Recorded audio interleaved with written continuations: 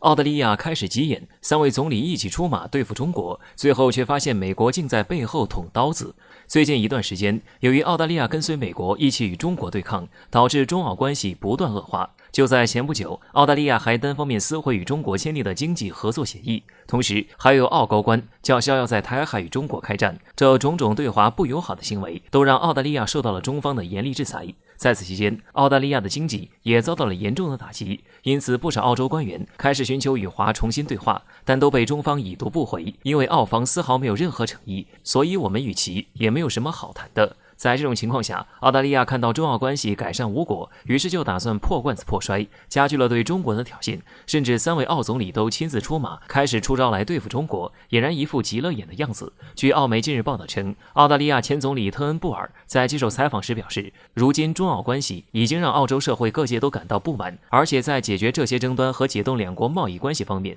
澳当局几乎无能为力。乍一听，我们可能会觉得这位澳前总理是在批评莫里森政府对华的不友好行为，但是接下来他又话锋一转，开始甩锅给中国。他声称中澳关系的紧张局势完全是因为中国的侵略行为所造成的，而澳大利亚应该继续把捍卫本国主权利益放在首要位置，同时还呼吁澳大利亚民众不要为了惹怒中国而责备自己，因为那样的屈服和奉承并不会缓和目前的紧张局势，相反还会让澳大利亚遭到中国的鄙视。不仅如此，特恩布尔还向莫里森政府支招，提醒他们对中国要采取安静的外交政策，即表面上与中国和好，背地里偷偷使绊子。也正是因为这些政策，才让这位澳前总理在位期间频频上演闹剧，造成了非常负面的影响。除此以外，还有一位被称为中国通的澳洲前总理陆克文，也在这个时候跳出来出招对付中国。他提醒莫里森政府不要与中国单挑，否则会有枪打出头鸟的风险。同时他建议澳大利亚应该联合其他盟友一起来对抗中国。这种行为无疑加剧了中澳关系的持续恶化。就在前任2位总理发生以后，现任澳大利亚总理莫里森也开始对华出招，澳政府决定将中国告上世界贸易组织，以此来作为中国对澳葡萄酒征收反倾销税一事的回应。但与此同时，也有数据向澳大利亚揭露了一个残酷的现实，那就是澳大利亚在华市场的空缺迅速地被美国所取代。仅去年12月到今年2月份，美国对华出口的葡萄酒价值就同比上涨了210%，这足以说明了澳大利亚在恶化的前线与中国对抗，而美国则在其背后拼命地捅刀子。至此，我们想说，所谓的反华联盟在利益面前都是不堪一击。中国对澳的制裁效果也开始显现，而且在利益的不断驱使下，美澳脆弱的联盟关系必定会出现破裂。到那时候，我们不用出手，也能轻松地跳出包围圈了。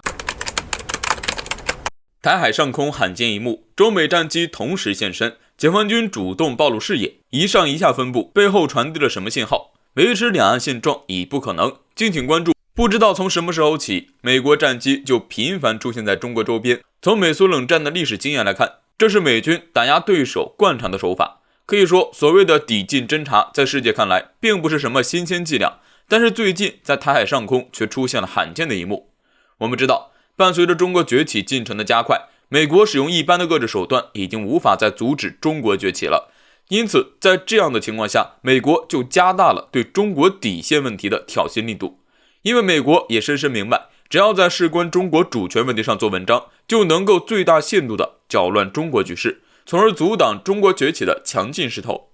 据岛内绿媒最新报道称，日前中美战机同时现身台西南空域上空，其中解放军于清晨4时34分进入西南空域，这一出现时间点本就十分罕见。而更为罕见的是，同样是在西南空域上空，美国空军2架 KC-135 加油机也在此出现。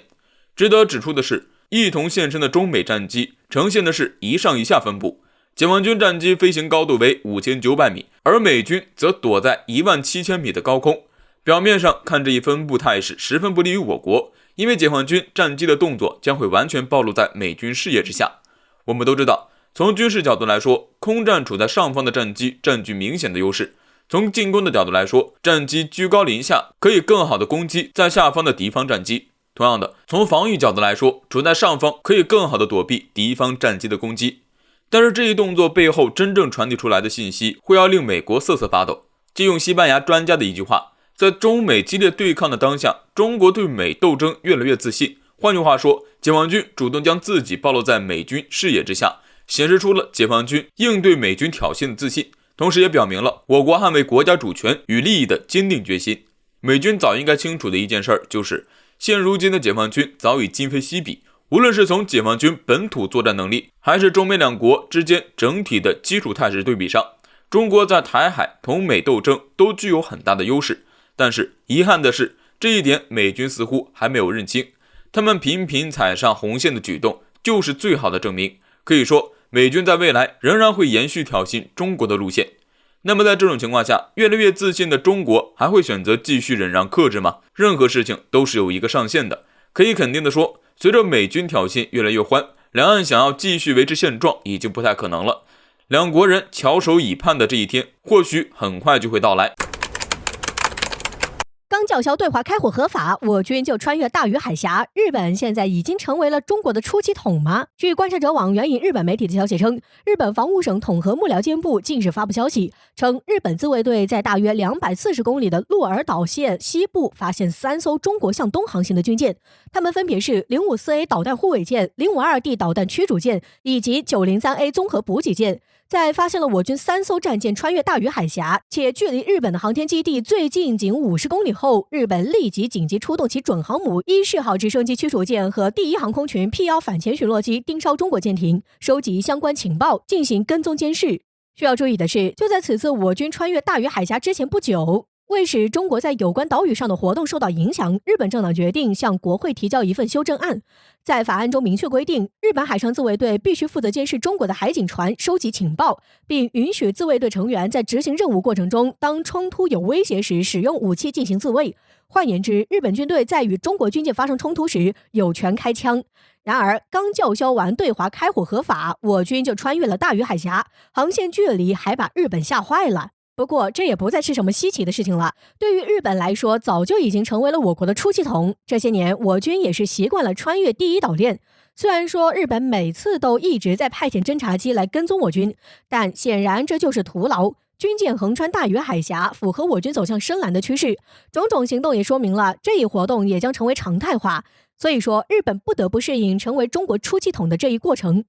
近几年来，我国海军实力不断增强，已在南海开展常规作战巡航、岛链什么的战略封锁早已名存实亡。日本与其在非和平的道路上一直跟着美国人的屁股后头，倒不如反思如何融入我国的怀抱，与美国合作破坏亚洲的和平发展环境，不仅损害自己的经济利益，在军事上还得被我国克制。而且，即使身为美国的盟国，日本还不是要跟着美国打关税贸易战？种种事迹皆已证明，我国的综合国力在亚洲那就是无敌的存在。唯一差一点的就是我国海军从海上远航很不容易，所以强大海军的发展势在必行，保护我国海洋利益刻不容缓。等哪一天日本海成为我国的内海了，那就证明了我国在全球都是无敌的存在。